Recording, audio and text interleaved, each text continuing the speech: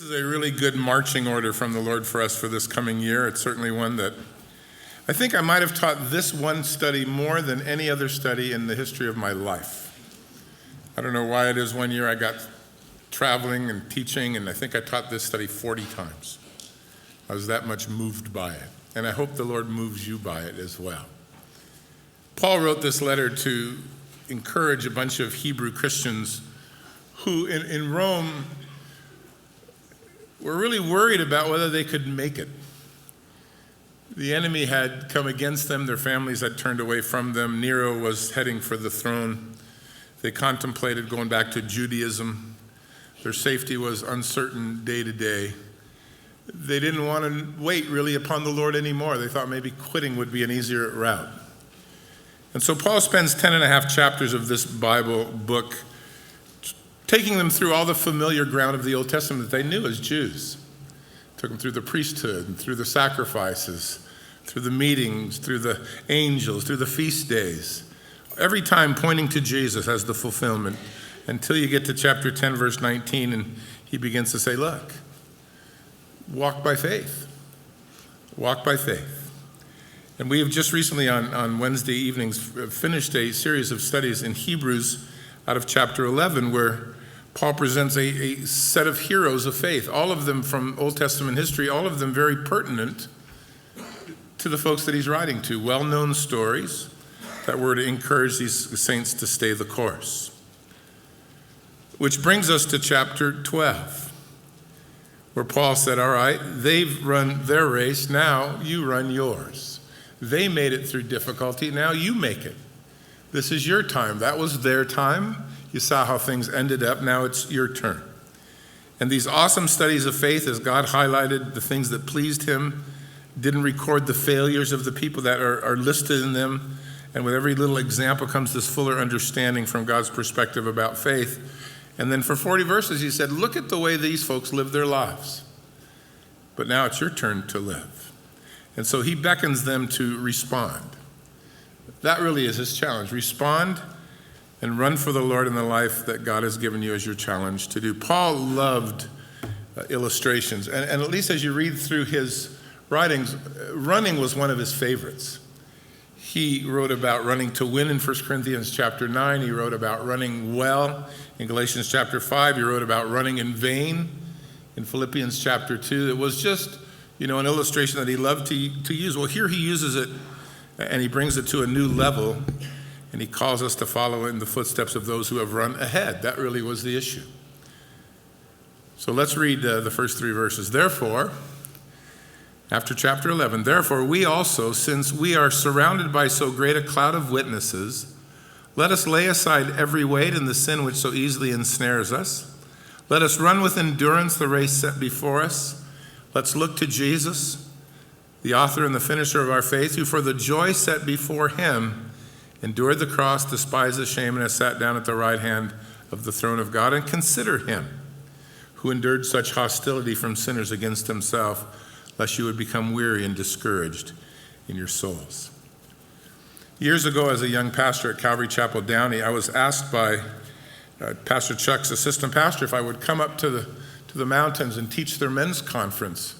Pastor Chuck wanted me to come and speak. I was, 28, and Chuck scared me. I mean, he never would really show you what he thought. His facial expressions, he would have made a good poker player. I was terrified. I said, yes, I'd love to come. And then I went home and said, why did I say yes? Frightening. And for 4 months, not only did I work harder than I've ever worked on any studies, because I was just thinking Chuck's going to hear these. And Chuck always sat in the front row. Didn't sit in the back, sat right in front of you, right there, like this. Oh man, I got sick, my stomach hurt the 2 days before, I don't eat very well. We get up to the mountains, and I'm just trying to figure out ways to get out of it. But I'd done all I could. And then I get there for the first study, I look and Chuck's not there, and I said, where's Chuck? And the guy says, oh, he's not feeling well, he's not coming up this week. And I went, thank you, Lord. But it forced me to do my best. A few years ago, I was called to do a funeral for an officer who was killed in Manhattan Beach. His little nephew actually was in the car with him. A bank robber had shot and killed him. And his fiance asked if I would do the funeral, and again, I was in that position. The police chief came, the mayor came, the governor came, 5,100 officers came. They closed the 105 freeway so we could go over to inter his body in Inglewood. And again, it felt like I was out of my element. I liked being able to share, but that was just a lot of people, a lot of stuff. TV cameras, and in each one of those situations, I felt like I did my best, but I certainly didn't feel good at the moment. Very self-conscious, very aware of who was watching me. God blessed, he always blesses. But I think that's kind of the approach that Paul is taking here with these Hebrew Christians. He lays out before them history of years and centuries of godly, faithful heroes of the Jewish nation and of the ways of the Lord. And he wants these saints who are suffering to be motivated to say to them, look, you've got to do your best and persevere, because there are some awful big names sitting in the seats watching you run. Past Hall of Famers from the halls of faith, observing them by their witness. And the illustration that Paul uses here of running is from the standpoint of the only running they knew in his day, the Colosseum filled with people and the fabled, marathon race. And Paul literally says in verse 1, look, we've got a great cloud of witnesses watching. It's time for us to run. They ran and they finished. You're running, but you haven't finished yet. But in the stands were all the gold medal winners of the years gone by. Not a live event in terms of, those sitting in heaven leaning over to watch you struggle, but live in the sense that as Paul wrote about Abel in chapter 11, verse 4, he's dead, but he's still speaking. He still has influence. Moses was in the stands. He knew how to run. Those who overthrew Jericho knew how to run. Those who quenched the power of fire, they knew how to run. They finished well. The fellow that was sawn in two, those that were mocked and scourged, each of them, they all had to run. They had to run in adverse circumstances, and they ran well and they finished well. And everywhere you look in the big arena, that's Paul's point in verse 1, there were faces and lives nodding their encouragement to you. You see Moses stroking his beard and Rahab giving you a royal wave and Jacob giving you the big smile. Run, buddy. It's your turn to run now. Gideon waving the flag, and you're in the starting gate. Your feet are in the blocks. Your heart is pounding. You want to do well. You got a heritage to uphold, and the gun goes up, and the gun goes off, and off you go to run. Well, Paul gives these Hebrew Christians, and through them us, 4 goals, and there are 4 words, and I want you to write them down, or at least memorize them, so when I ask you at the end, you won't look like you were sleeping. 4 words that I think will remind you of these 2 verses, beginning with the word divest. Word 1, divest. Let us run, surrounded by so great a cloud of witnesses, and then notice verse 1, let us lay aside every weight and the sin that so easily besets us. The word divest is an investment word. It means get rid of the things that are dragging down your portfolio, the losers, the things that are costing you money. Move it away from you. So Paul begins by giving these Hebrew Christians some logical counsel. You'll do your best running when you're not weighed down.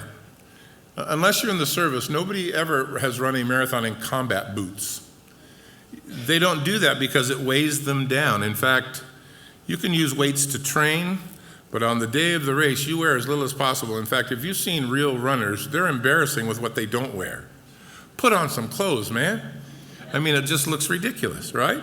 And the less clothes, the better, because, they don't want to be carrying things around. I want you to notice in verse 1 that Paul, in giving this order to divest or to lay aside, breaks those things that slow you down into 2 categories.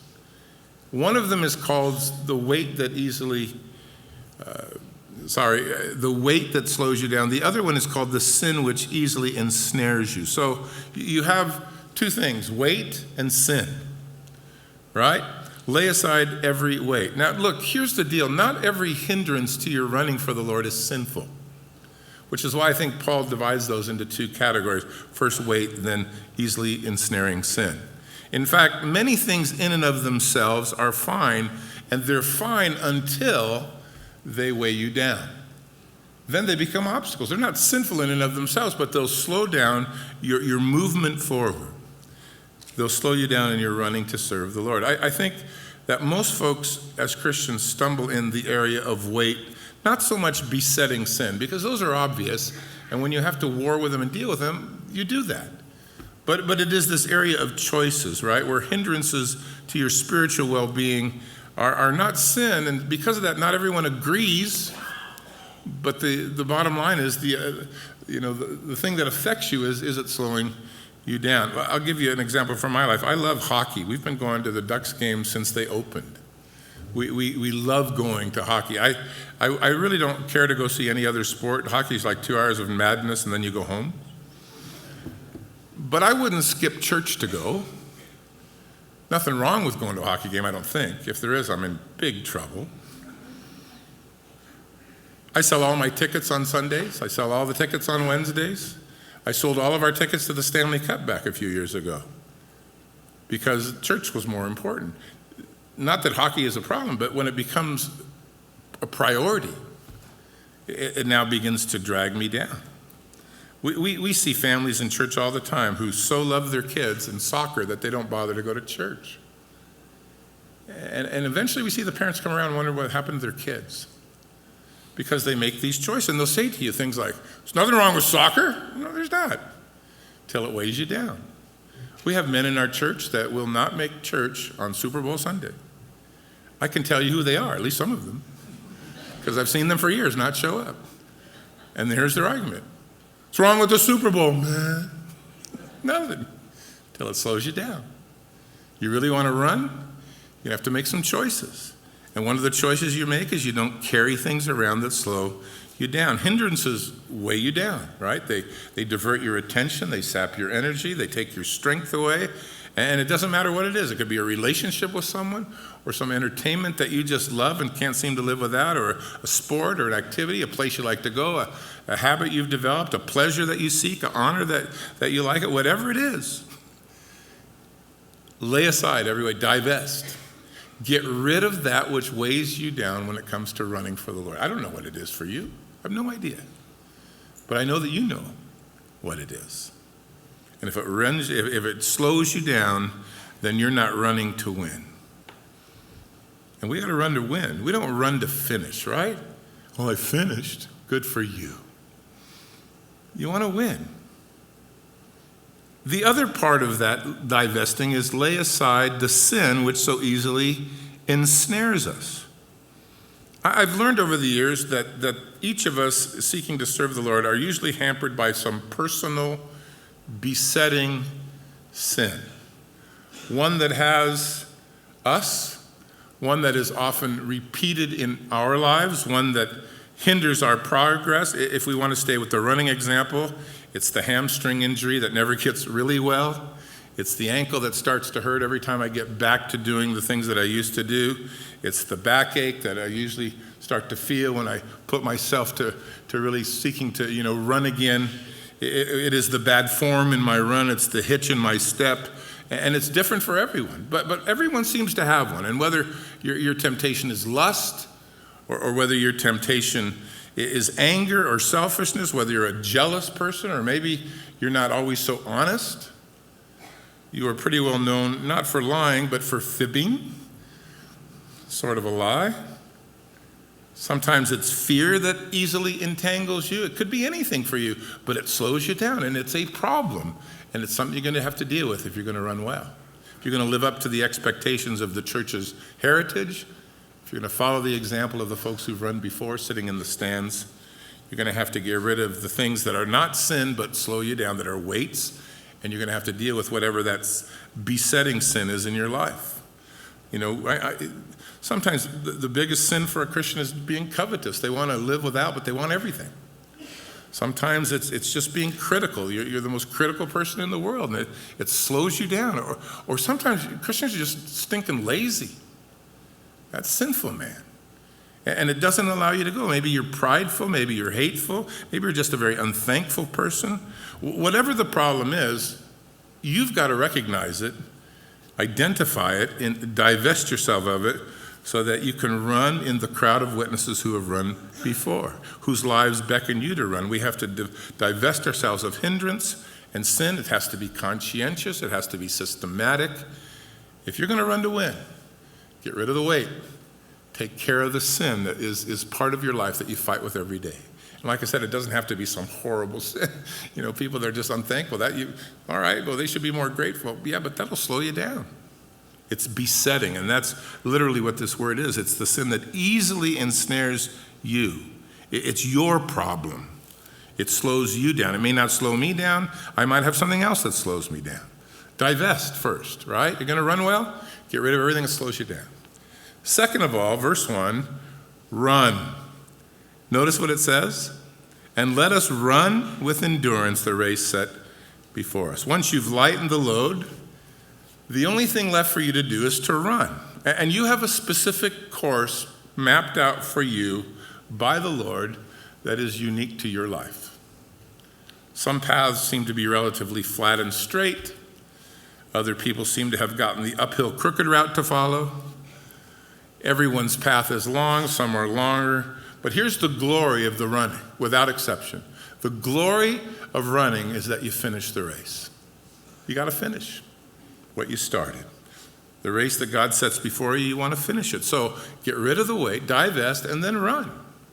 Now look, I can't run your race. I see what people go through sometimes. As pastors, you get exposed to all kinds of stuff in the church, and you go, man, I don't know what I'd do in that situation, but I'm not put there. I can't run your race, you can't run my race. God will enable each of us to run the course he has laid out for us, but both of us finish well if we've done everything we can for his glory. When Paul finished, he said, I'm finished. Isn't that what he said? I fought the good fight. I've finished the race. I've kept the faith. There's laid up for me a crown of righteousness, which the Lord, the righteous judge, will give me on that day. But not just me, everyone who loves his appearing. The glory is that you've finished. Run, but stick with it. Look, life is not a sprint. I don't know how many of you ran track in school. I thought it was ridiculous. I could walk. Why run? But it's not a 100-yard race or a 400-meter or 800-meter. The race is not for the sprinters. The race is for the plodders, isn't it? It's not fast or slow. It's not strong or weak. We just have to persevere to the finish line. In fact, the word running here is the Greek word for agony. Life's not so easy. But if you're going to finish like these guys, you're going to stick with it. You're going to put yourself to the task at hand. It's not a leisurely walk. It's an agonizing pursuit that's going to require your full attention and commitment and decision. In 1981, Bill Broadhurst, who was an Olympic hopeful, went to Omaha, Nebraska to run in what was then a very fabled 10K, 10,000-meter race in Omaha, Nebraska. But 10 years earlier, he had had an aneurysm that not only had put an end to his Olympic hopefulness, it had left him paralyzed on his left side, and he had done everything he could to kind of overcome it and work with it. Well, that day, back in 81, 1,200 men showed up on a July morning, kind of overcast, 1,200 men and women to run, and the gun sounded, and the runners surged forward.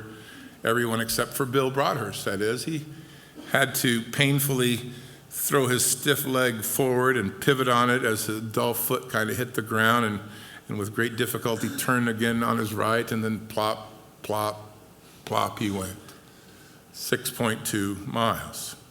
The pack moved away quickly. Bill, sweat rolling down his face, pain piercing his ankle. Many in the crowd finished well under 30 minutes. Bill took 2 hours and 27 minutes to finish. By the time he got to the end of the run, most of the people had gone home, except for a guy named Bill Rogers, who in 1981 was the most famous marathon runner in the world. And he had easily won the race that day, but he had stayed around to give the gold medal to his friend, Bill Broadhurst. And he put it around his neck, and the few people that were there applauded him. And he said to him, "It was the best race I've ever seen run. You may have finished last, but you ran with perseverance and endurance." I think that's what God's called us to do. That's what the word agony means, right? We're supposed to be hasty, but yet We're supposed to not really stop and rest. We're supposed to hurry, not really, but yet we have to go without delay. We have to be determined, even when we're exhausted. Nothing should halt your progress. You want to serve the Lord? Stick with it. Run the race. In fact, the word endurance, hupomone, is a word that means without a desire to quit, or that nothing can convince you to quit. Get rid of the things that weigh you down, divest, and then run. Put in the agony, put in the time. Don't give way to quitting. It does seem to me that many Christians live their lives like sprinters. They're out of the gate quickly. They make a lot of progress early on. But the reality of the long road sets in, and before you know it, they go, I got to do this again? Yeah, maybe 50 more years. 50 more years. They've heard every song. They've sang every deal. They've been everywhere, and they're 6 months in. But nothing really makes less sense than to be in a race and have little desire to win. We played softball, Bill, right, for years, and we didn't always win, although we hated when we didn't win. And most of the time, my wife would come to the games. In fact, we still have lots of teams in the church that play. But when my wife didn't come from time to time, and I would come home, she would say, did you win? And sometimes I'd say, no, we lost. And then she would inevitably say, did you at least have a good time? I told you we lost. There's no fun in losing. How in the world can you? Yeah, it was great. We got slaughtered. No. Doesn't work that way. In a race, you run to win. Most saints, unfortunately, are content to be saved and then sit it out, wait for the heaven train. But endurance demands sacrifice and, run to win the prize. Paul said, everybody runs. Only one gets the reward. Then run to win. Get rid of what slows you down, that which is not sin but preoccupational, and that which is sin. And you know it. That's typical for you. It's your sin. And then run. Thirdly, verse 2, and look to Jesus. Look to Jesus. The third word is focus. Divest, run, focus. Get rid of all of the weights of hindrances. Get rid of the sin. Run with perseverance, knowing you're in it for the long haul. And then here's what you can do to finish well. You can focus on Jesus. The word looking, aphorao, is the only place it's used in the Bible is here. And it's the word that means to fill your field of vision with only one thing. It's almost like the blinders that horses wear when they can be easily spooked in a race, right?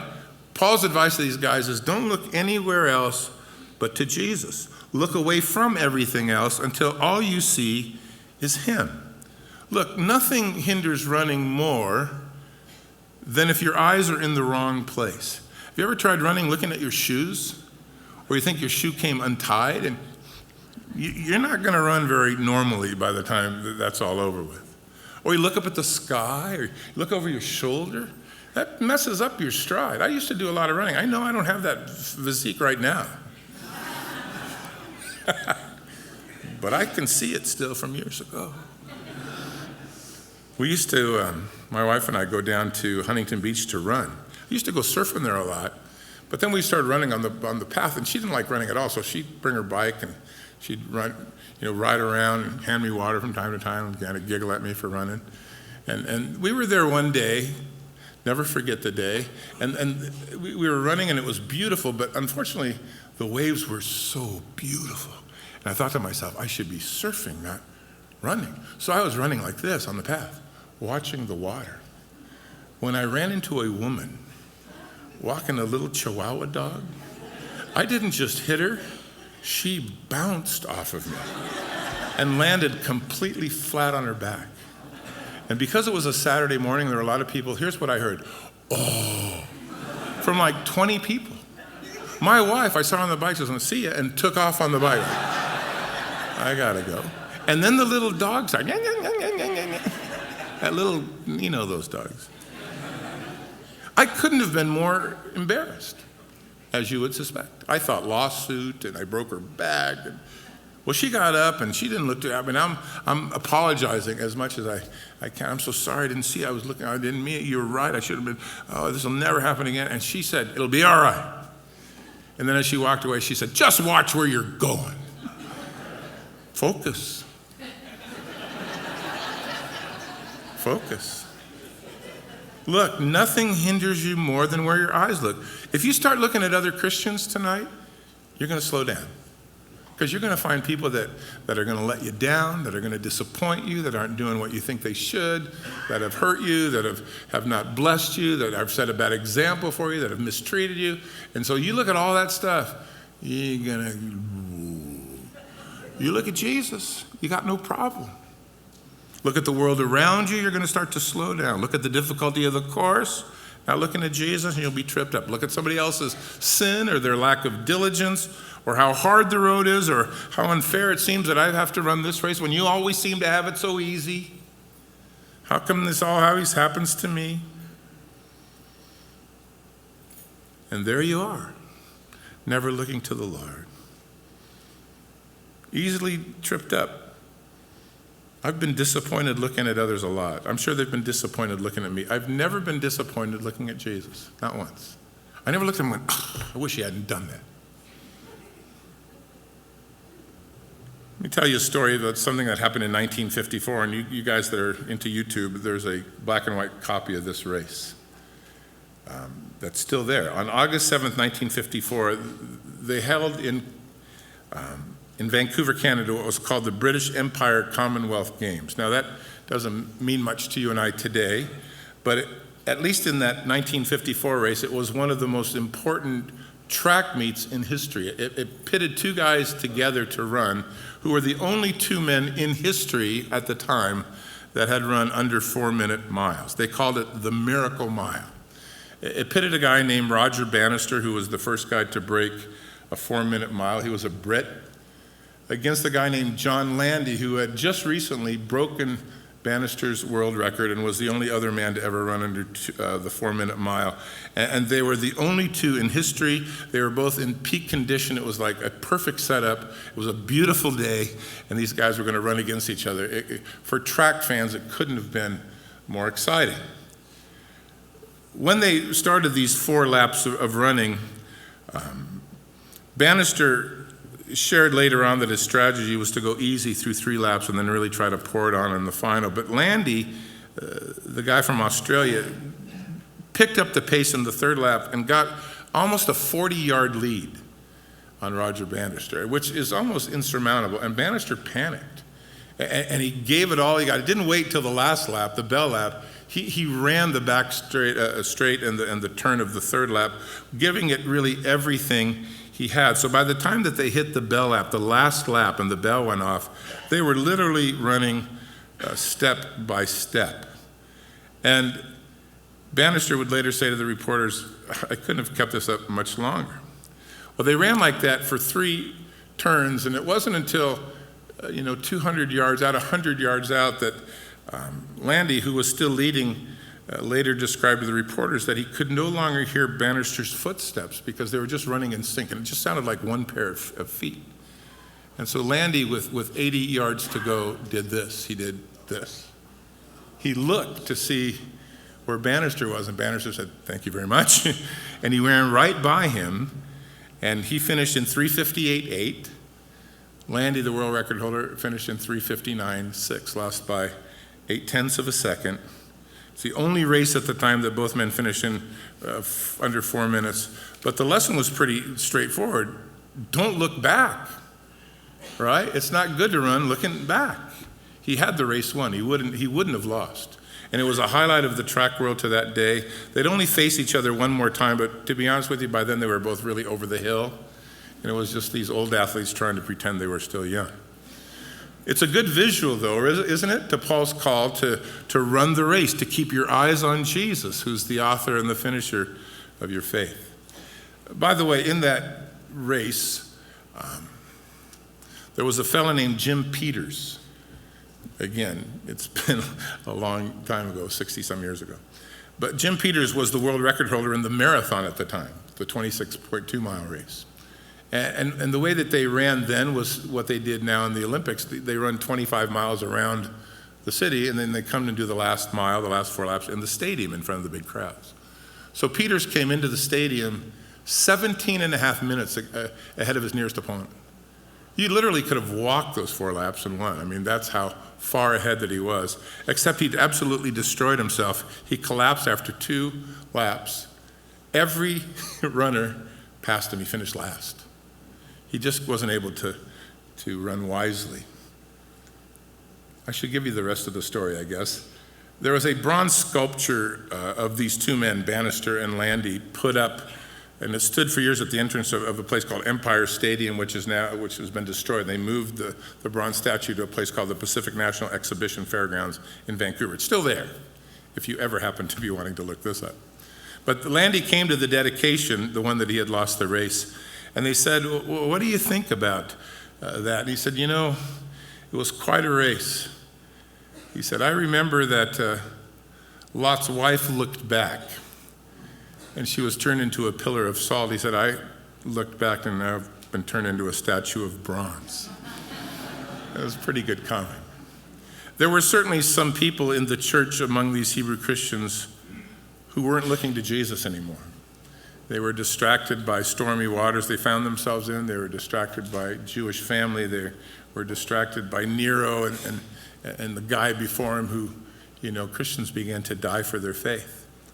And their eyes were off Jesus and onto many other things. When they'd gotten saved, he was everything that they saw. He was all that they saw. I think that's true for us. You get saved, and man, that's all you can talk about is Jesus. But then you become a professional Christian, and you can do a lot of things at once, apparently. And then you start to slow down and stumble, and you're not making the same progress you were when you were a young Christian. The initial excitement gives way to hardship and pressure, and what used to be joyful for me and initially exciting is no longer that way. But I want you to notice here that as he says we should look to Jesus, fill your field of vision, focus, right?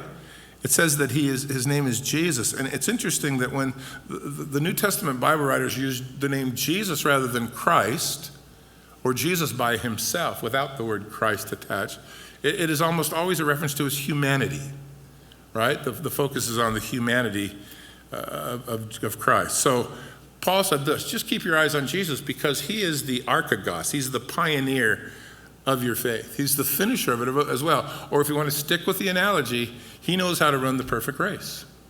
So all you got to do is stay in step with Jesus and keep him in focus. Don't get too far ahead of him. Don't drag too far behind him. Just stay nearby. He lived the life. He showed you how you can live the life. Just do this. Forget about other Christians that don't do this or they didn't do that or they did do that to me. Doesn't matter. Just look to Jesus. You won't get slowed down, ever. You'll run with gusto. His entire earthly life was the embodiment of trusting the Father, living by faith, dependency.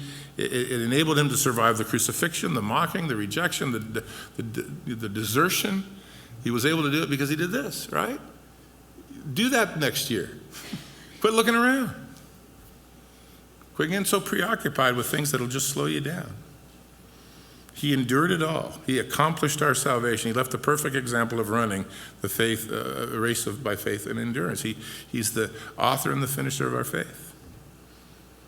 You look away deliberately from what distracts you and hinders you, and you look purposefully at him. You won't be discouraged.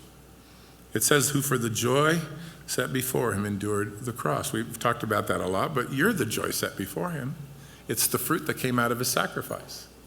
He's running, and here they come to kill him, and the Father forsakes him, and he keeps running. Why? For the joy set before him. That's you, right? I think some people wrongfully imagine when they think about Jesus' suffering that because he's God, somehow his race in the flesh was easier. I think it was harder because he didn't sin. You know what I do when I am really under pressure? I sin. I blow up, I yell, I scream, I curse under my breath, I defend myself, I demand things, and then I feel better. And then I repent, and then the pressure builds up again. And Jesus faced it all, and he never sinned. Just committed himself to the Father. It was harder in every way. The physical pain was absolute, the spiritual suffering was incomprehensible. He was separated from the Father, he became sin, so that I didn't have to become sin. I can stand before him and cleansed. For the joy set before him, he endured the cross, though he despised the shame. And now he sits down at the right hand of the throne of God. That's why he gets a name above every other name. So, focus. Focus on Jesus. As far as the witnesses go, we have plenty of examples in chapter 11 to learn from, but there are none that even come close to the example that Jesus set. He's the perfect runner, isn't he? Look to him. Finally, verse 3, fourth word, consider. Consider. For consider him who endured such hostility from sinners against himself, lest you would become weary and discouraged in your souls. The word consider means to take full notice of, or to really think through, to consider. I guess if we're sticking with the sports lingo, growing weary would be when you hit the wall, right? Runners who go bonkers, they collapse in exhaustion. They simply give up somewhere before the finish line. They can't go another step. Well, before you do that, consider him. For us to avoid a spiritual collapse, we can consider Jesus' suffering that he endured for us. By the way, the word considered here, Greek, is where we get our English word logarithm from. It really means to calculate in or to add to. So, you think you're going through it for Jesus? Look what he did for you. In other words, the next time you have a pity party, I'm really suffering, it's been hard. Think about what Jesus did to get you there. Because you'll never have to be pushed like he was. Verse 4, you've not yet resisted in bloodshed striving against sin. He stood with meekness and steadfastness and dependence upon the Father before Pilate and Herod and the Sanhedrin and the Romans who killed him. So consider Jesus, because you'll never be asked to face that kind of suffering. And the minute you start crying about how hard it is to run, Jesus would say, man up. Or girl up, I don't know. Consider him. So look in the stands. Patriarchs sit there like Abraham, and prophets like Moses, or Daniel, apostles, Peter, and James, and John, martyrs like James, Stephen, or Polycarp, or Eliot, preachers like Spurgeon, Calvin, Wesley, other saints who know that have run the race and beckon us to finish well. 4 words. What's the first word? Yeah, that's not going to work. What's the first word again? There you go. Divest. Get rid of, right? Cut off from. Get rid of the hindrances that aren't sin, but they slow you down.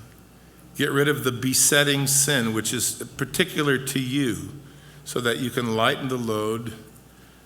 If your hand offends you, cut it off. That's what Matthew says. He doesn't mean that literally, but he means give whatever it takes to get there from here. Second word is what?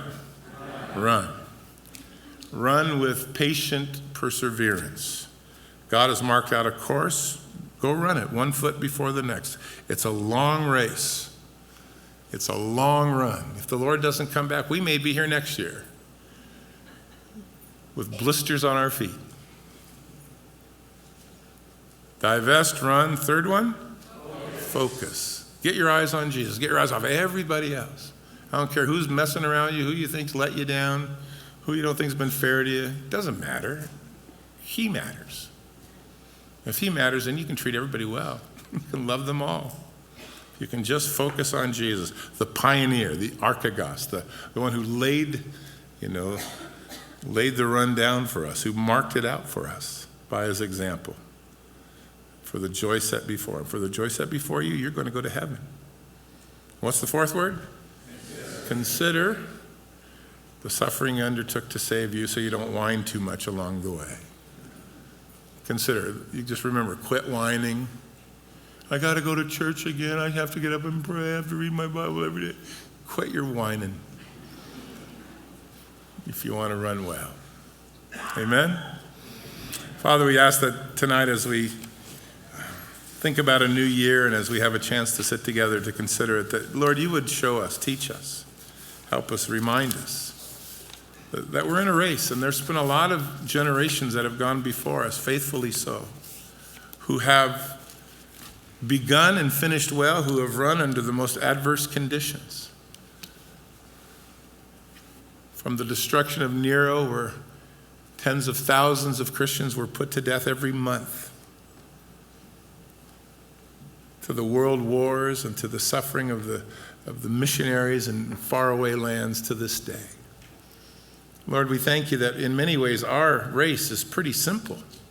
We fight mostly against just disinterest, lack of devotion, ungratefulness.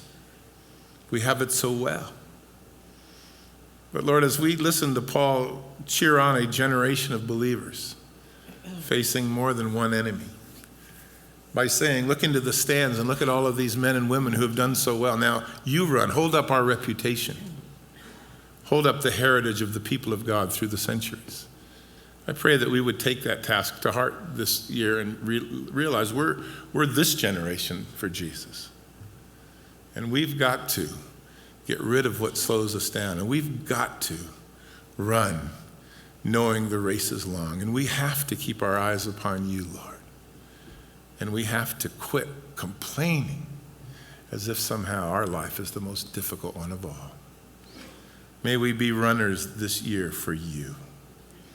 Each one of us. May it be a year of greater progress than ever before. May we just, Lord, make it from here to there. That's our prayer.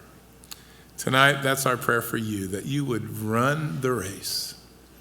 You need prayer before you go home. Our pastors will be up front after the service. We'd love to just pray with you, ask the Lord's hand upon you to anoint you freshly by his Spirit so that you could go and do that work and run that race the way the Lord intends. So let's stand together. We're going to sing this last song before we go home. We're going to look forward to what he's going to do with us. We are having 2 services tomorrow, 9 and 11. I'm doing the same message, so you'll probably want to come and hear it again. But if not, God bless you guys. We'll see you Wednesday for Joshua.